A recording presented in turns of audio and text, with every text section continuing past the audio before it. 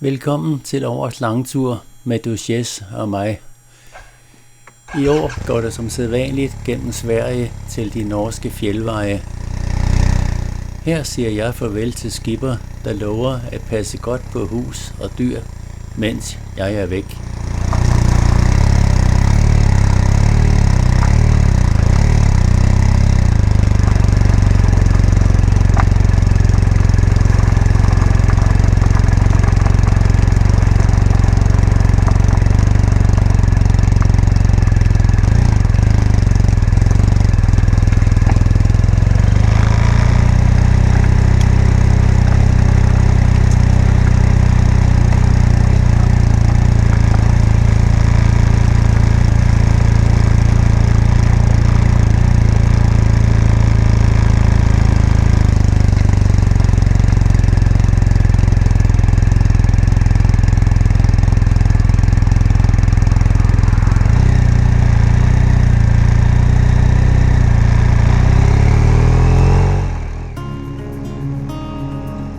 Turen i år bliver jo noget andet, end den plejer. I det jeg er taget afsted i begyndelsen af maj, for at undgå de mange autocamper på vejene, som spolerer mine naturoptagelser. Dette skal så vise sig at være en stor fejltagelse, som det ses senere. Normalt vil mine ture kunne opdeles i omkring 20 episoder. Og i år var det meningen, at der skulle laves betydeligt flere. Desværre bliver resultatet noget helt andet. Men jeg får dog kørt det planlagte antal kilometer, bare på en anden måde.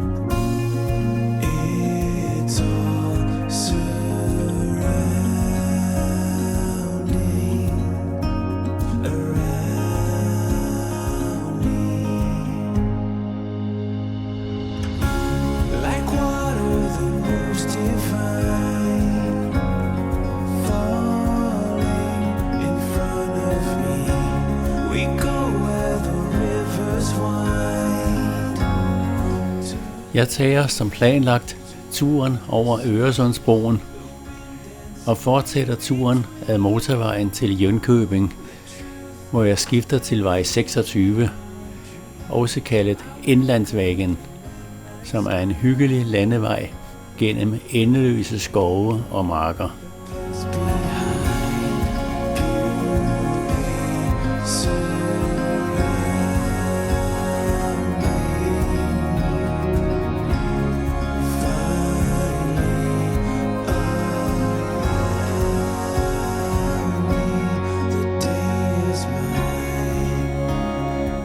Jeg ender på Badstad Camping og får hilst på de nye ejere, som har haft frygteligt travlt over vinteren med at forbedre pladsen, der efterhånden fremstod noget slidt. Blandt andet har de opført et helt nyt servicehus med vaskepladser og toiletter i meget høj standard.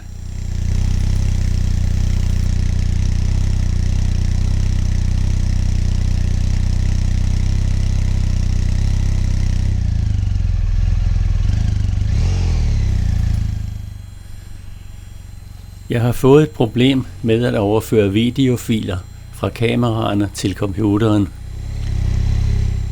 Den SD-adapter, jeg har, virker ikke. Men indehaveren på pladsen låner mig deres, så jeg kan forsøge mig med den. Den virker desværre heller ikke. Så jeg beslutter at prøve at købe en ny næste dag i en forretning, jeg passerer. Jeg har også problemer med strømforsyningen til et af kameraerne, der løber tør af strøm undervejs.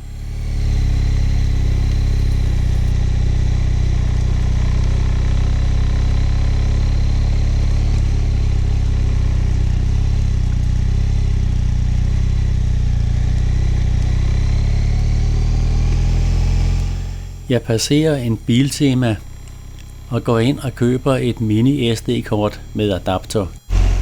Så nu skulle det problem være ordnet. Jeg fortsætter glad videre til Funesdalens fjeldcamping og må der konstatere, at den SD-adapter, jeg lige har købt, heller ikke virker. Jeg kan altså nu ikke overføre videofiler fra kameraerne, der nu trænger voldsomt til at blive overført til harddisken.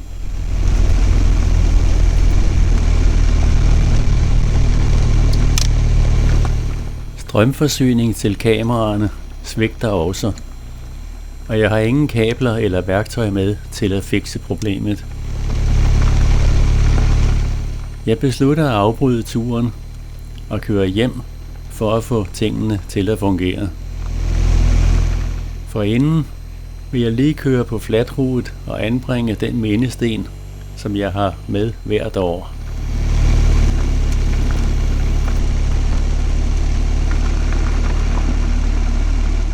Ja, jeg siger hvert år. Flatrute ligger så bekvemt på turen nordpå gennem Sverige, og er så speciel en tur, at jeg hver gang jeg kører nordpå i Sverige, vælger at køre den vej. Flatrute er den højst belykkende vej, der kan køres af almindelige køretøjer. Duchess er blevet udstyret med specielle dæk, særligt egnet til kørsel på grus og i sne. Jeg kan tydeligt mærke forskellen fra de tidligere år, når jeg kører i det løse grus, der med mellemrum er i sporet.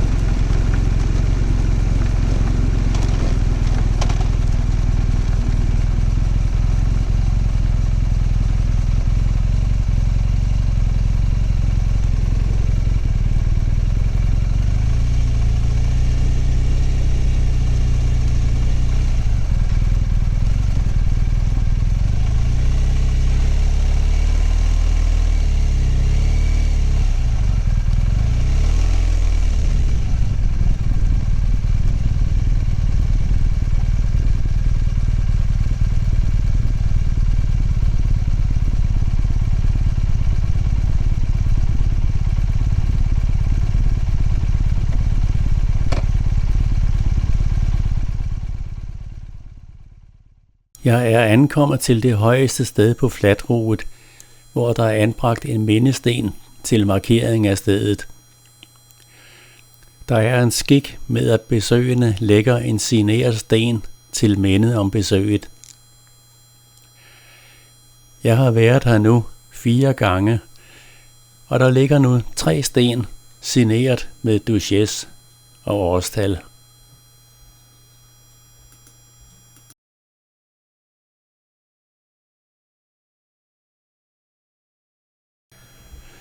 Det blæser en hel pelikan og er ret koldt, så jeg beholder mit hjelm på. Jeg fortalte indehaveren af campingpladsen, at jeg ville herop. Han fortalte, at dagen før var han heroppe og stod på ski, men beroliger mig med, at vejen skam var ryddet.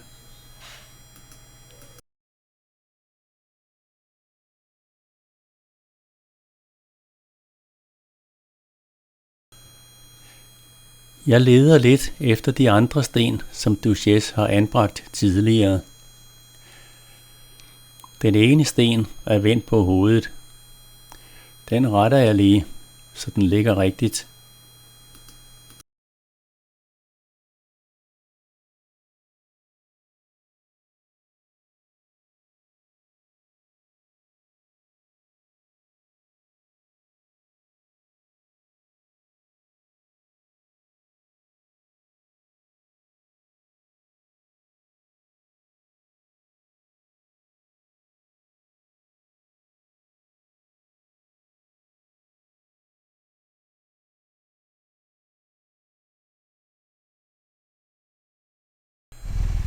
Lige her er jeg glad for de nye grove dæk.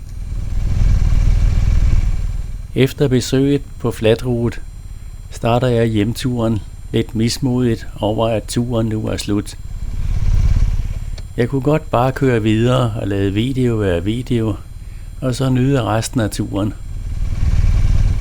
Men jeg kommer for at optage video, og det er muligt at køre hjem og være hjemme inden aften. Så det er besluttet. Hjemme kan jeg så ordne alle de problemer, jeg har oplevet på denne tur. Men jeg tager hurtigt afsted igen. Det kan jeg godt love jer.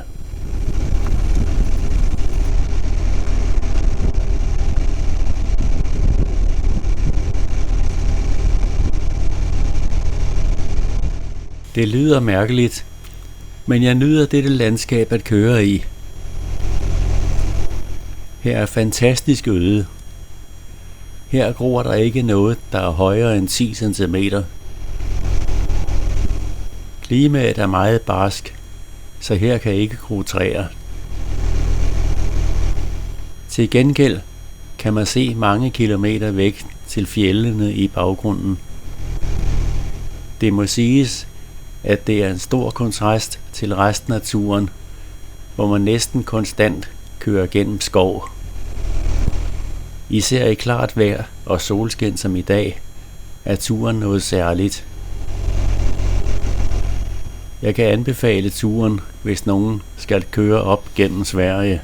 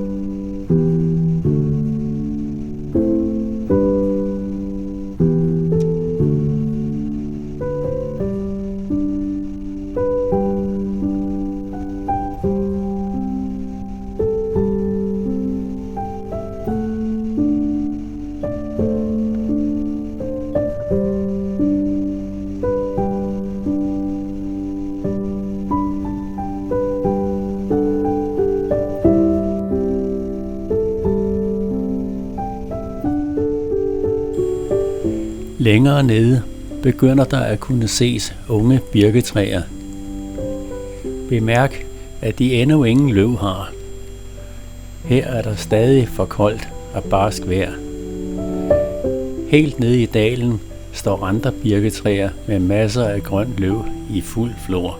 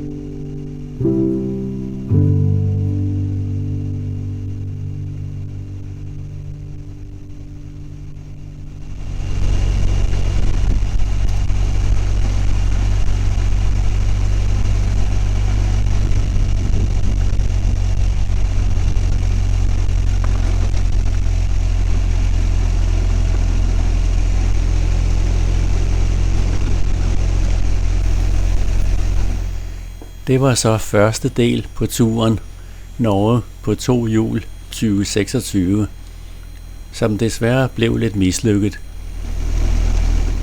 Hvis du vil se fortsættelsen, når jeg har repareret alle de fejl, der er opstået, så klik på abonner herunder og giv gerne et like. Derved får du besked, når turen fortsættes som planlagt. Samtidig giver det mig uundværlig support til at holde kanalen kørende.